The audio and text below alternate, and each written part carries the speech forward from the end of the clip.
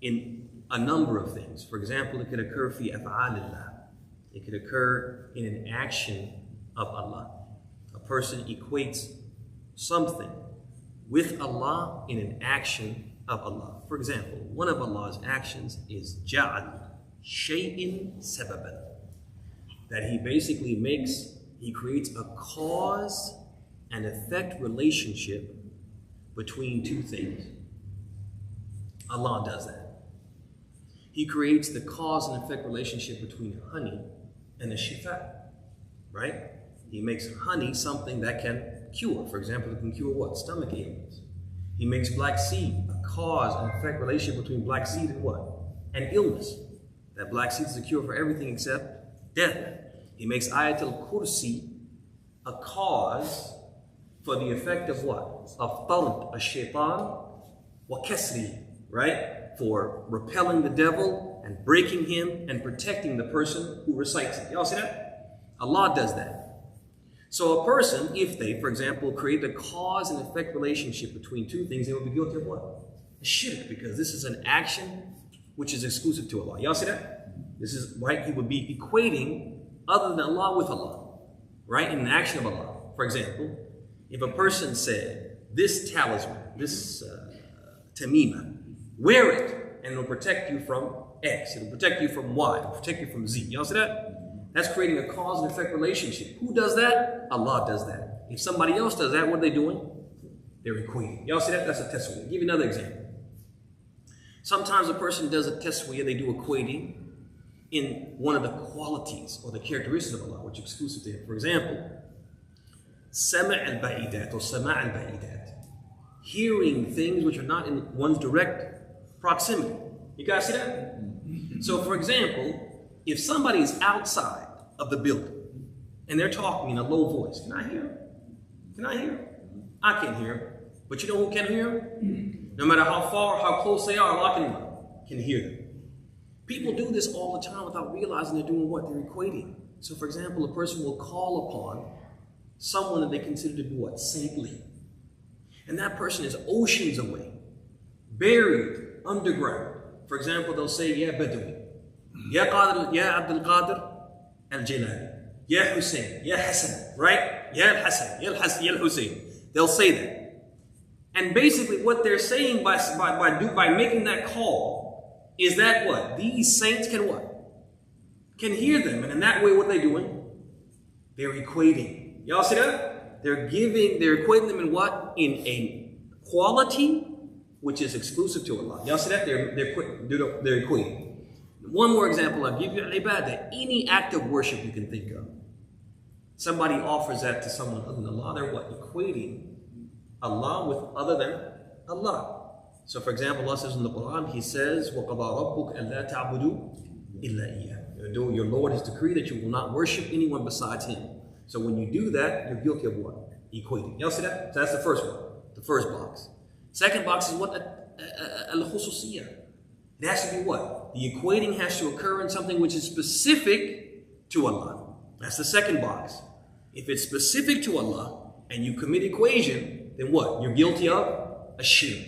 So for example, there are some things which are clearly what? Exclusive to Allah. We gave examples.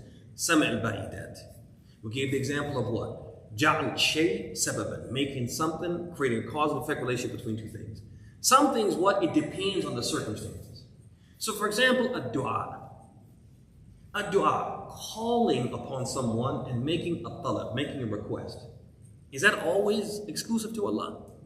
So for example, I say, Abdul Malik, he's going out the door. I say, Abdul Malik, can you bring me a cup of tea? I called upon him, bi talab. I called upon him and I made a request. Is that shirk? No, it's not shirk. Why? Because he's what? Hayy, he's alive. Wa hadir, he's present. Wa yaqdir, or huwa qadir, or yaqdir ala shay, fi'l shay. He's able to do it. You see that?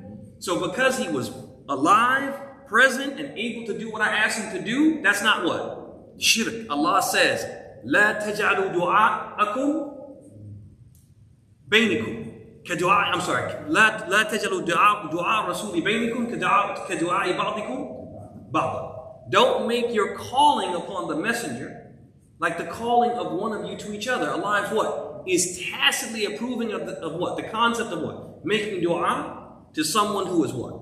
Hayy, alive. Hadir, present. Qadir. And capable of doing whatever you ask him. Right? But if a person made dua to someone who wasn't alive, and they weren't present, and they weren't able to do what you asked them to do, that type of dua with a dhul accompanied by what? Being what? Being humble and humbling yourself and having the concept of what? Liftiqar, being totally desperate and dependent. A dua like that can only be offered to who? Allah. Y'all see that? And that would be what? Al-khususiyah. The two boxes will be checked. Now sometimes what happens is what? Is something is going on and we struggle to identify whether or not a taswiyah has occurred, equating has occurred, or al-khususiyah is there, exclusivity is there. So in that case, the third dabit will be what? أن ينص الشرع على كونه شركا. That the religion says it's what? It's shirk. And if the religion says it's shirk, it's what? It's shirk. Whether we recognize the taswiyah or whether we recognize the exclusivity, the khususiyah, it's what? It's shirk because what? Because Allah said or because His Messenger said. You guys see that? So this is very important. Why? Why is it important for us to wrap our head around these bawabit? Because it helps us to recognize shirk and to avoid it. As the poet said, عرفت الشر لا للشر ولكن لتواقيه ومن لم يعرف الشر من الخير وقع فيه. He said, I learned about evil not for evil's sake, but rather so I could avoid it.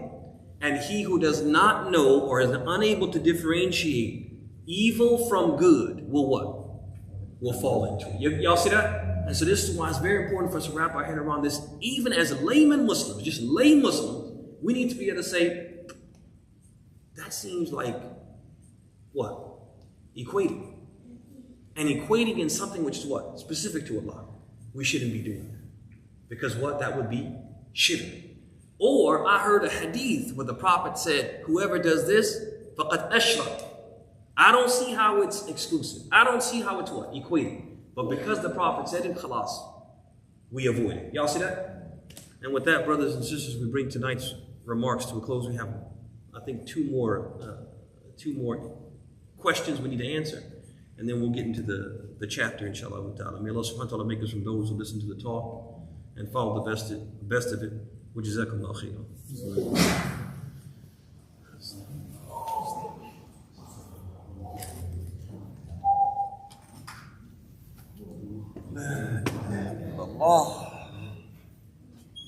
Oh, did it? Put the microphone? I probably picked it up though. Oh, okay.